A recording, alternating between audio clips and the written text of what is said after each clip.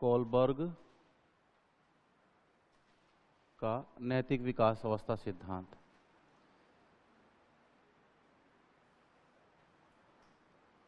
नैतिक विकास अवस्था सिद्धांत।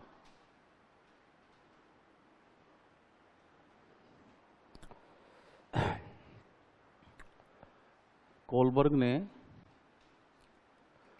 नैतिक विकास की 3 अवस्थाएं बताई।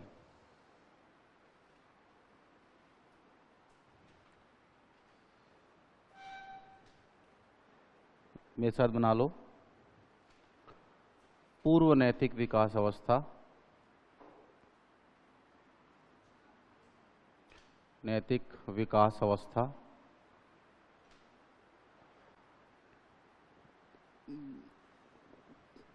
पूर्व परंपरावस्था,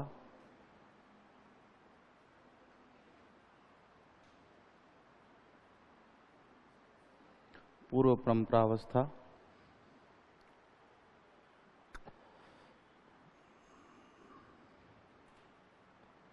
रूढ़िपूर्व अवस्था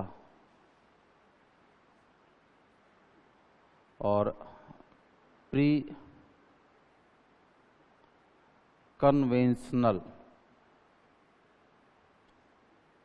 स्टेज।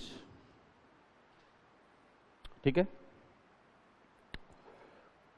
दूसरी है नैतिक विकास अवस्था,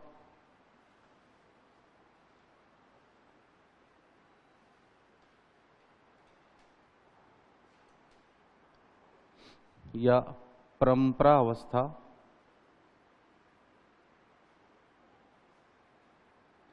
या रूढ़िगत अवस्था,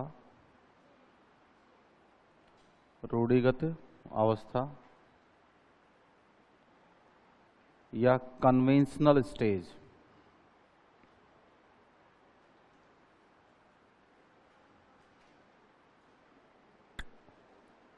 और फिर है पश्च नैतिक विकास अवस्था।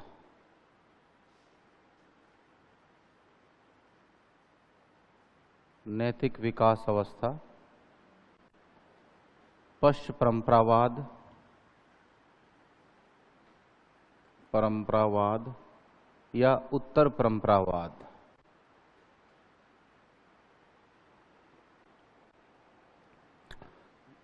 पश्च रूढ़िगत अवस्था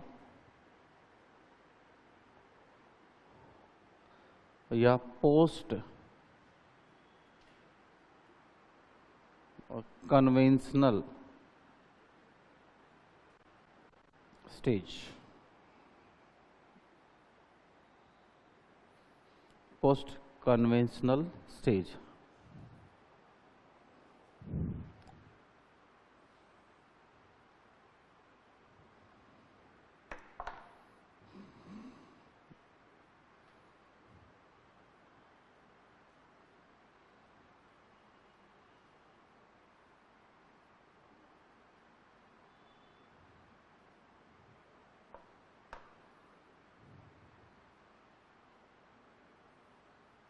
पोस्ट कन्वेंशनल स्टेज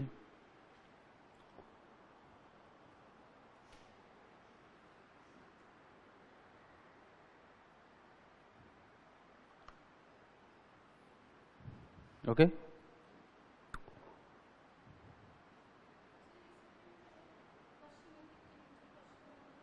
पश्च परंपरावाद या उत्तर परंपरावाद।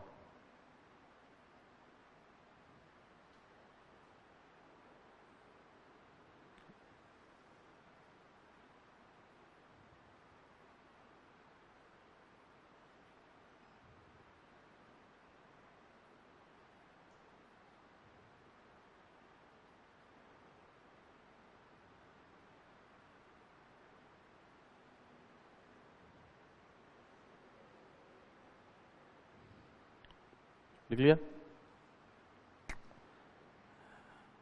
इसकी 2 उपावस्थाएं, इसकी भी 2 उपावस्थाएं और इसकी भी 2 उपावस्थाएं।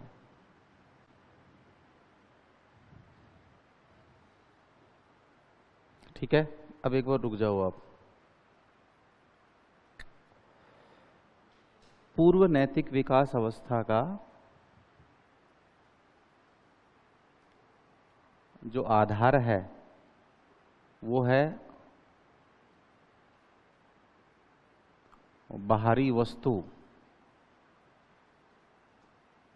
या बाहरी सत्ता। मतलब तुम अगर आंटी आएगी, पाँव छुओगे तो तुम्हें चॉकलेट मिलेगी। बच्चा नैतिक बना कि नहीं बना? नैतिक है नहीं, नैतिक नहीं है वो, उसे पहले की अवस्था है। लेकिन हम उस बाहरी वस्तु के चक्कर में बच्चे को क्या बना रहे हैं? नैतिक बना रहे हैं। क्लियर? तो बाहरी वस्तु या बाहरी सत्ता।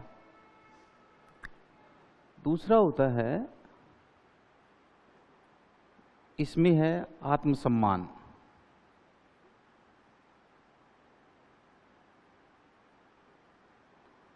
एवं आत्मसंप्रत्यय।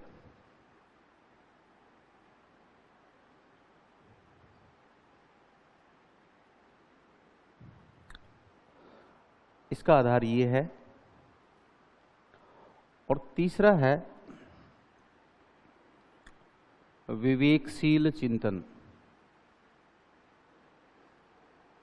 विवेकशील तर्क एवं चिंतन। इस आधार पर तीनों का आधार बन गया। इस आधार पर पहली अवस्था है आज्ञा एवं दंड की भावना का विकास, का उन्मुखीकरण, मतलब उसकी ओर बढ़ना या का विकास। एक एक शब्द पर चर्चा करेंगे। दूसरा है सापेक्ष साधनात्मक उन्मुखीकरण,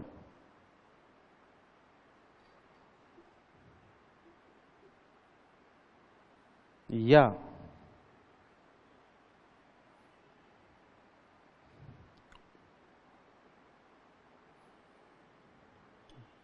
वस्तु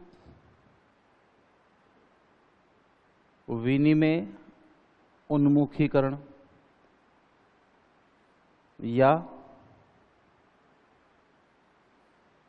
अहम केंद्रीयता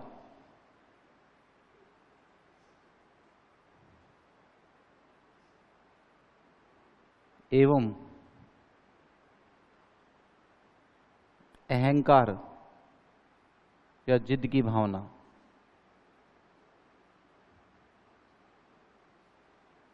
की भावना का विकास। इतना जटिल मत बनाओ दिमाग को, समझ में आ जाएगा।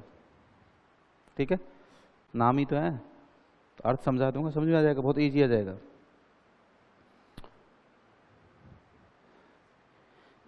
इसके भी दो, व्यक्तिगत संबंध उन्मुखीकरण या आत्म प्रशंसा उन्मुखीकरण।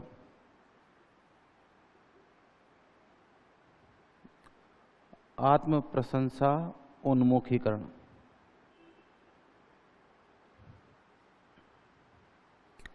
फिर है सामाजिक व्यवस्था एवं संबंध उन्मुखीकरण या सामाजिक न्याय कानून नियम उन्मुखीकरण।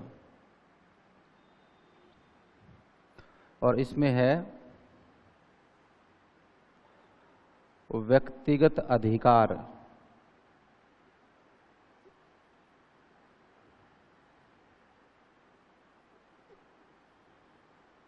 उन्मुखीकरण, ये व्यक्तिगत संबंध है, ठीक है, और ये व्यक्तिगत अधिकार है। और लास्ट आता है सार्वभौमिक,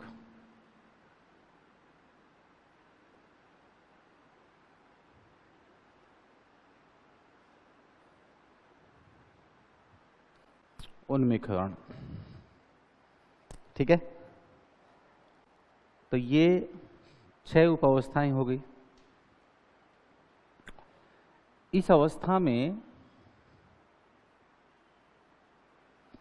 जाने से पहले हेंज की कहानी सुन लो कि हेंज का क्या कॉन्सेप्ट है। वो देना यार, ये चेयर देना। हेंज की कहानी क्या है वो सुनेंगे। क्या हुआ मुझे बता दो, मैं बोल दूंगा। बोल दे, मैं तो शुरू करूंगा। इसमें क्या, मैंने शुरू कर रखा है, काफी देर हो गई शुरू किए। बोर्ड भर दिया पूरा।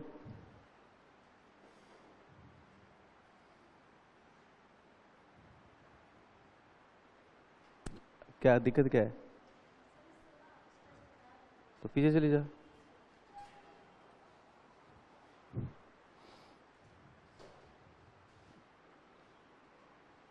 हमारा क्या होता है फिर,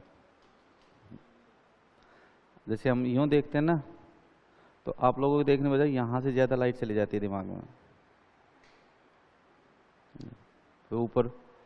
तो आप लोगों का तो विजन सही रहता है क्योंकि लाइट इधर है। ये बंद करो यार, ये अपनी मर्जी से बंद हो जाता है क्या? इसको बोल के ला ऊपर से।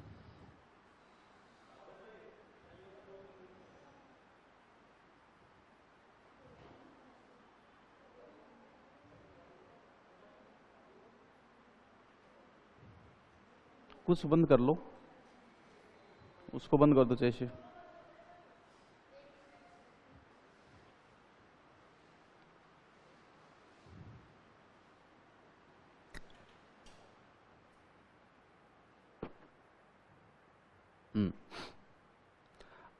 अब देखिए,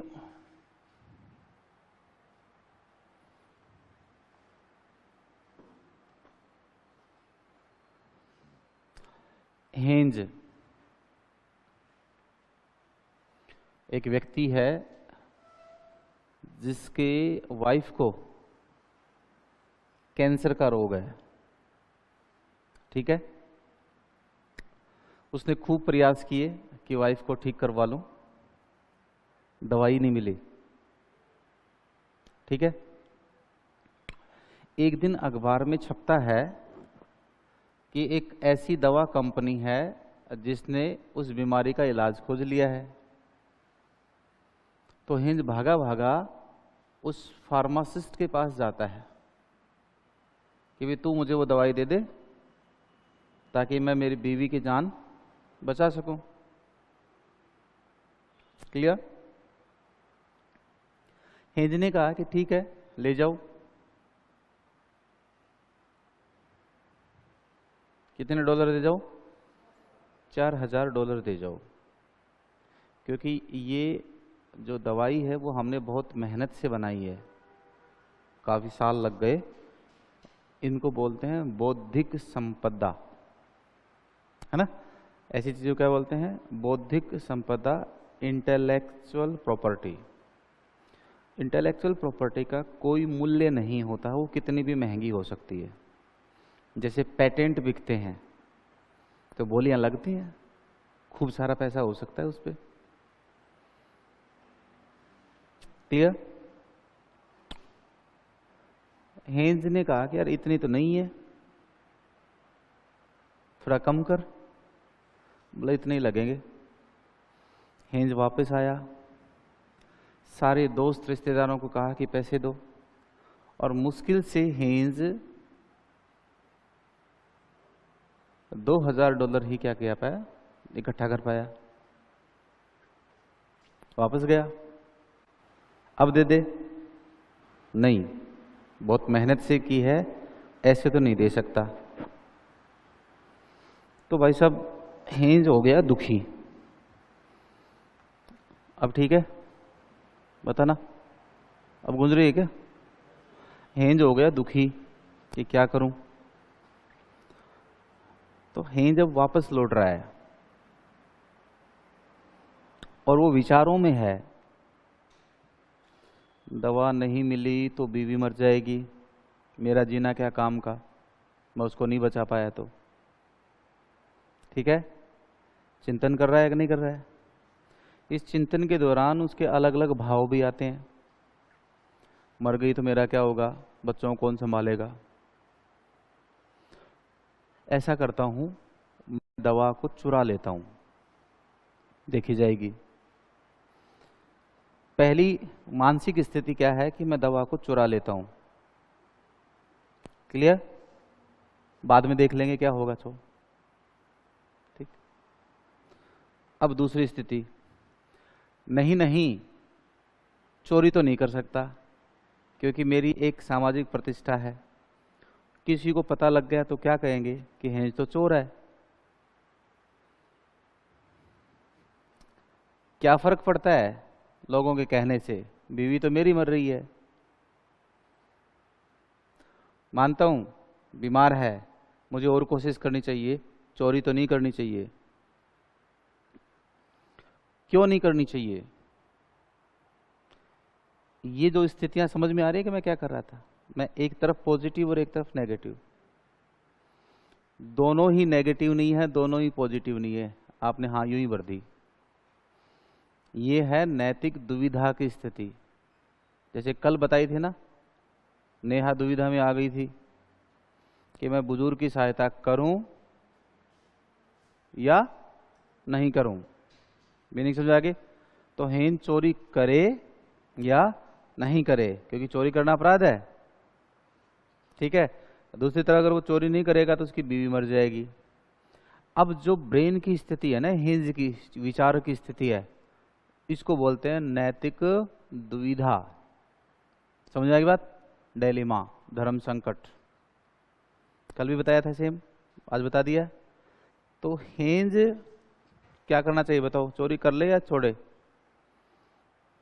तुम बताओ, ये सेम सिचुएशन तुम्हारे साथ है। नेहा क्या करोगी? हेंज को चोरी करनी चाहिए या नहीं करनी चाहिए? तो कर तो हाँ, कोई बात नहीं।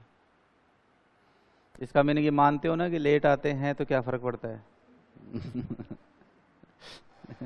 इसीलिए था ये, है ना? अब टाइम टेबल 7 बजे का आया होगा ना? मतलब मैं कल फिक्स कर गया था क्लास वगैरह, तो फिर वो यादव सर ने कहा कि यार मैं ले लेता हूँ, मेरा कल फ्री हो जाऊंगा मैं। वो फिर ऐसा करो, आप फ्री कर रहे तो आप ही ले लो, मैं कम से कम कल दिन में अच्छे से सो तो लूँ भाई। एक वो ब्रेन के अंदर है ना, दिमाग में ये रहता है ना क्लास है, तो वो 5 बजे दिमाग अपने आप जाग जाता है। ठीक है, और जाग जाता है तो रात को खाना वाना खाते समय भी थोड़ा ध्यान ही रखना पड़ता है कि जितना खाते हैं उससे थोड़ा कम खाएं, ताकि टाइम पे नींद आ जाए। ठीक है, और कम खाएगा तो डाइजेशन ठीक होगा, डाइजेशन ठीक होगा तो पेट ठीक रहेगा, नींद अच्छी आएगी। और जिस दिन छुट्टी होती है उस दिन ये सोचता है चल लेट तक उठ लेंगे, कोई दिक्कत, थोड़ा सा एक चपाती अगर ज़्यादा भी खा लें तो कोई दिक्कत वाली बात नहीं होगी। और वो जैसे ही मैं वो गया तो आपके पास तो टाइम टेबल पहले आ गया था, मेरे पास बाद में भेजा उन्होंने रात को 10 बजे। कृष्ण जी ने फ़ोन करके कहा कि क्लास आपकी, दिमाग खराब कर दिया। ये कौन सी बात होती है यार, वो गलत बात है वो। मतलब कैसे? मैं तो सुबह 9 बजे की सोच रहा था कि सुबह उठना ही 9 बजे है, वो पहले उठूंगा ही नहीं। ठीक है, वो फिर वो एक वो हमेशा से ही रहा है मेरा टीचिंग के जितना भी कैरियर रहा है ना, उसमें मैं क्लास के लिए हमेशा पॉजिटिव रहा हूँ, मना नहीं करता फिर कि ठीक है जो भी है देख लेंगे। मन मारना पड़ा और वो मैं आया यहाँ पर, देखा तुम लोग ही मेरे बाद आ रहे हो।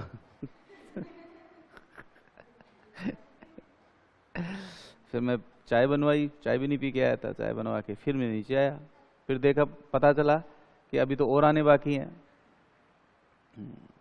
कोई बात नहीं। अब सिचुएशन ये है कि हेंज को चोरी करनी चाहिए या नहीं करनी चाहिए? करनी चाहिए।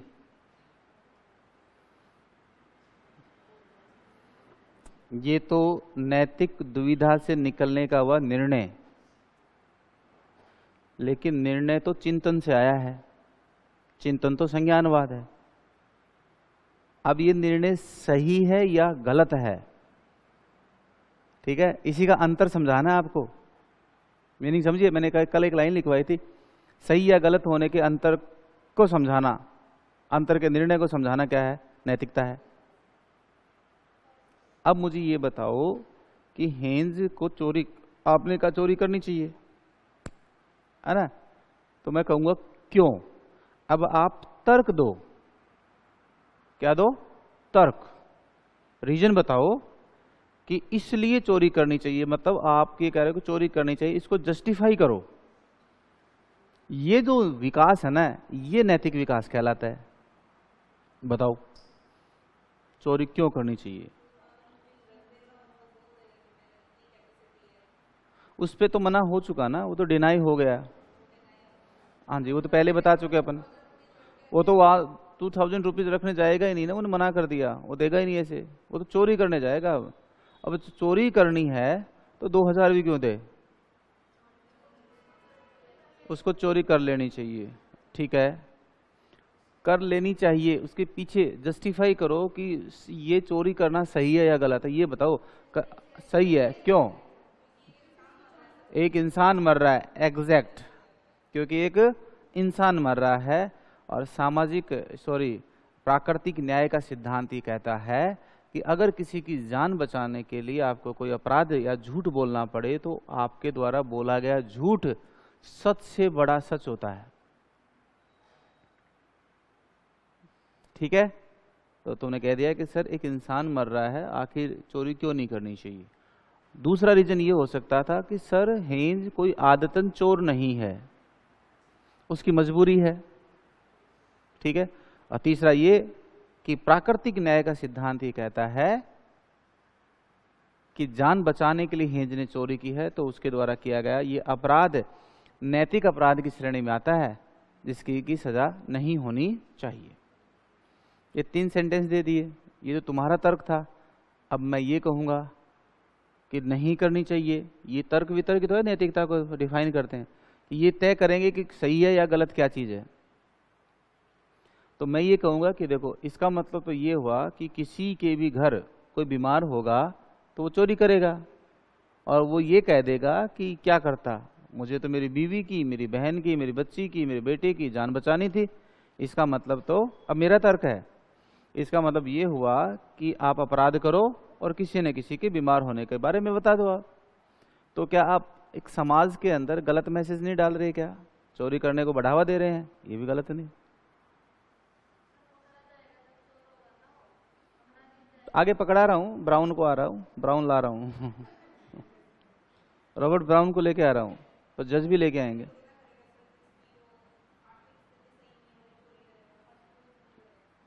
नहीं नहीं, हर कोई नहीं करेगा, लेकिन वो एक एग्जाम्पल तो मिल गया ना, उसने बीवी बीमार थी इसलिए चोरी की, उसको सजा नहीं हुई।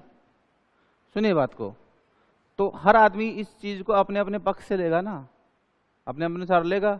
उसको इस बात से क्या मतलब कि हेंज की बीवी वास्तव में बीमार थी या नहीं थी, वो तो हो भी, ये भी सकता है, ये हो सकता है हेंज गलत हो, उसने अब चोरी कर ली हो। तो हर इंसान अपने अपने अकॉर्डिंग लेगा ना वो। तो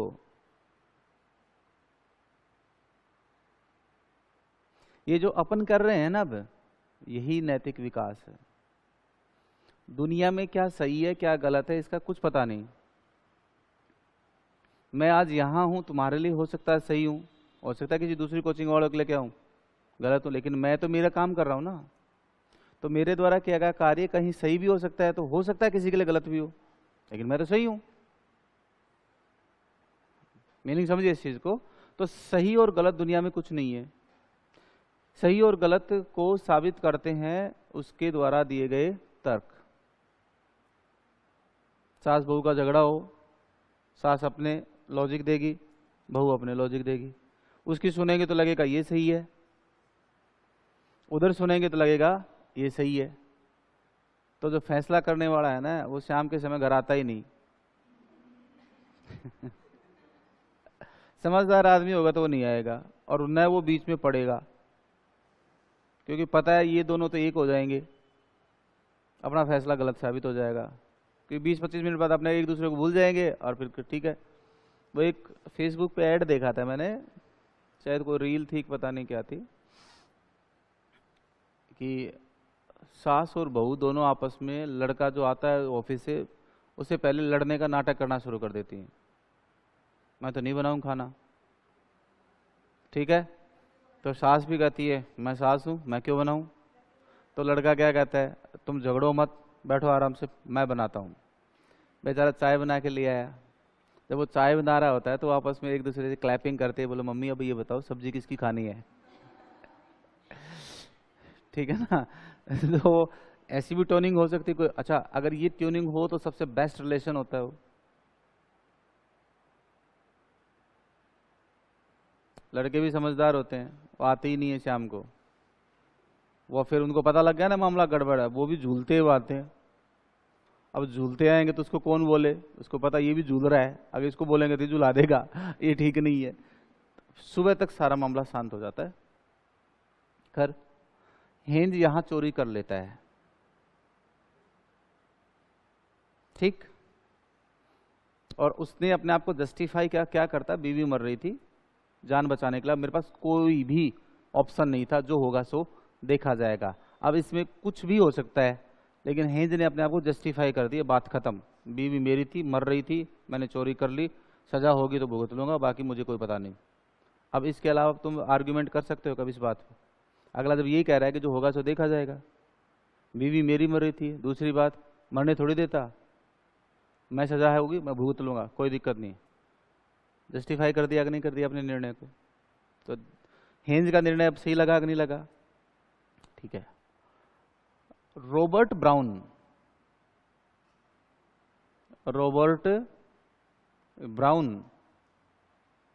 हेंज का दोस्त है, और ये एक, यार ये एसी वैसी चला देना, उमस हो रही है। अच्छा, और वो एक पुलिस इंस्पेक्टर है ब्राउन, ठीक।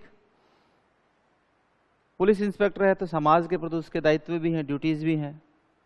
दूसरी तरफ वो उसका दोस्त भी है।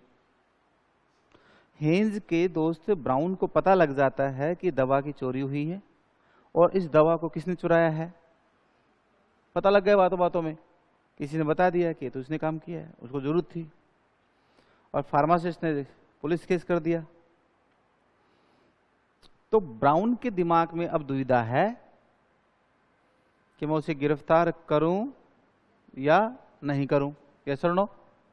अगर वो गिरफ्तार करता है तो उसके अच्छे संबंध है, दोस्ती के संबंध है, व्यक्तिगत संबंध है, ये प्रभावित होंगे।